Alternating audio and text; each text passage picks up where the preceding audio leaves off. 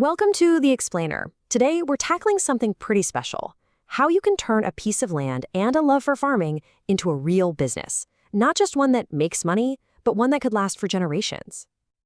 So, you've got the land, right? You've got the dream. But where do you actually start? How do you take that passion and turn it into a business that's going to thrive? Well, the very first step, and I mean before you even think about planting a seed or buying an animal, is to get your blueprint sorted. This isn't just boring paperwork, you guys. This is the bedrock of your entire farm. Okay, so let's dive into that blueprint. We're talking about the legal stuff, the strategy, basically how to protect yourself and set your farm up for success right from the get-go. All right, probably the biggest decision you're going to make right out of the gate is your legal structure. And it really all comes down to one crucial word: liability. Look, if you're a sole proprietorship and the farm gets into trouble, your personal stuff, your house, your car, it's all at risk. But an LLC, that creates a shield, a wall. The business is its own thing, and your personal assets are kept safe. And this is exactly why the LLC is kind of the sweet spot for most small farms. You get that same heavy-duty liability protection that a big corporation has, but without all the corporate headaches. You get the tax flexibility and the simpler management of a partnership. It's really the best of both worlds: serious protection, but keeping it simple. But it's not just about protection. Forming an LLC makes your farm a legit, recognized legal entity. And that is a game changer when you're looking for help. All of a sudden, the USDA sees a formal, structured business, not just a hobby. And that legitimacy, it just opens so many doors for the loans and grants you're going to need to grow. Okay, so you've got your legal blueprint. Now for the million-dollar question, or, well, maybe not a million, but you get the idea. How much is this all going to cost, and how on earth do you fund it? You know, it's so easy to underestimate the real startup costs. So let's stop guessing and get concrete.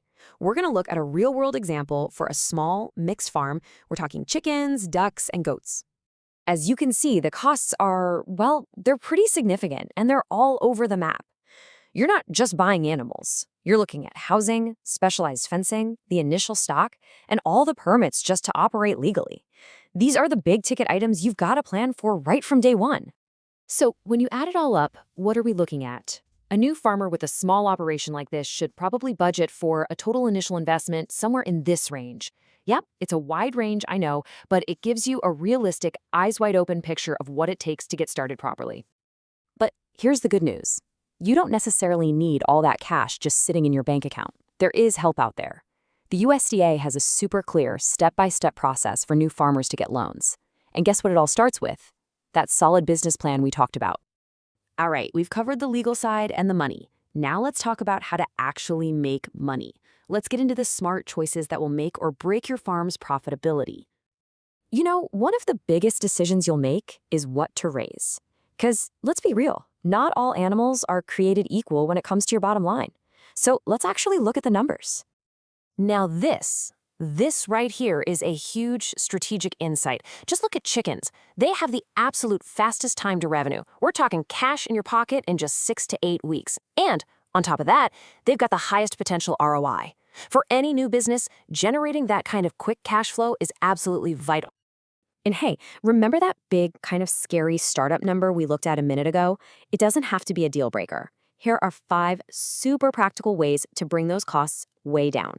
Simple things, right? Starting small, buying used gear, DIYing your structures. These choices can make a massive difference to your budget. Okay, for our final section, let's look to the future. Because a successful modern farm is about more than just dirt and animals. It's about using technology and smart financial moves to build a business that can really last. And here's the amazing part. The kind of tech that's changing farming isn't just for the giant mega farms anymore. Let's see how some really affordable, accessible tools are totally changing the game for small farmers. I mean, just think about this. We're talking about incredibly powerful AI tools that pretty much anyone can use. You can diagnose crop diseases with a free app on your phone. You can get free satellite maps of your fields. These tools give small farms the kind of data-driven advantages that used to be only for the biggest players in the game. Drones are another total game changer. It's like having an eye in the sky that never gets tired. It can spot problems like pests or nutrient issues way before you ever could with your own eyes. And catching those things early, that can save you a fortune in time, fertilizer, and water. And when it's time to invest in that new equipment, there are some seriously powerful tax tools on your side. Take bonus depreciation. In simple terms, this means if you buy, say, a new tractor, you can deduct the entire cost from your taxes in that 1 year. You don't have to spread it out. That gives your cash flow a massive, massive boost right when you need it. So all of this brings us to one last really important question for any modern farmer. As you start your journey, what's truly your biggest asset?